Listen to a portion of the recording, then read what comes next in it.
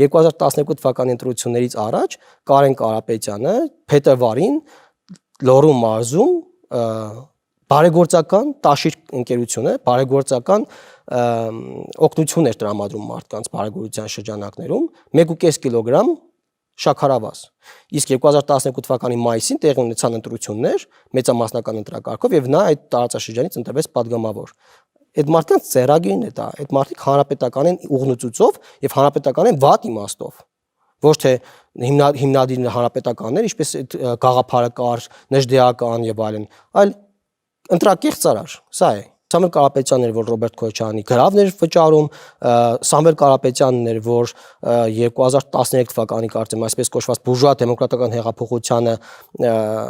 շրջադարձ անողն էր, նա եկավ Ռուսաստանից եւ այդ գործընթացը Գագիկ Ծառուկյանի հետ հանդիպումների միջոցով շրջադարձ կատարեց։ Այդ մարդը եղել է ներքաղաքական պայքարում, ներքաղաքական դաշտում Հայաստանի, ուղղակի այն ժամանակ է գործադրել իր միջամտությունը, երբ որ դրա կարիքը ունեցել է Սերժ Սարգսյանը։ Եվ նաև անդրադառնալով Կարեն Կարապետյանին, Նարեկ Կարապետյանը նրա որդին ասում է, որ իմ հայրը ունեցել է տարաձայնություններ եւ դուրս է եկել հանրապետական կուսակցությունից, բայց կներեք դա երբ է տեղի ունեցել։ 95 թվականից մինչև 2008 թվականը նա եղել է հանրապետական կուսակցության падգամավոր, 2008 թվականի մարտի 1-ից հետո